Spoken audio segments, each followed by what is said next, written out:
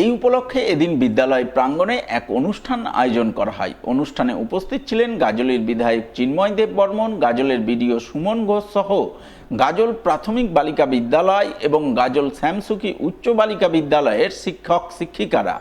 এদিন তাদের সকলের উপস্থিতিতে গাজলের বিধায়ক চিন্ময় দেব বর্মন সমগ্র শিক্ষা মিশনের তরফে বরাদ্দকৃত ৩৬,৬৭,০০০ টাকা বরাদ্দে নবনির্মিত তিনটি শ্রেণীকক্ষের আনুষ্ঠানিক দ্বারোদ্ঘাটন করেন। দ্বারোদ্ঘাটন উপলক্ষে বিদ্যালয়ের ক্ষুদে পড়ুয়াদের মধ্যে মিষ্টির প্যাকেট বিলি করা হয়, যাকে কেন্দ্র করে পড়ুয়া মহলে খুশির হাওয়া বয়ে যায়।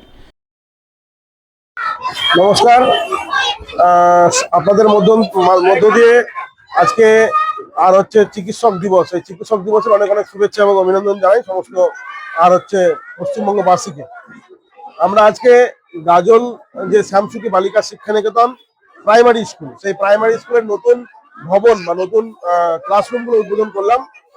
আজকে সর্বশিক্ষা মিশনের প্রায় ৩৭ লক্ষ টাকা ব্যয়ে 3টি ক্লাসরুম আমরা এই শ্যামসুখী বালিকা শিক্ষানিকেতনের যে প্রাইমারি সেকশন সেখানে আমরা উদ্বোধন করলাম।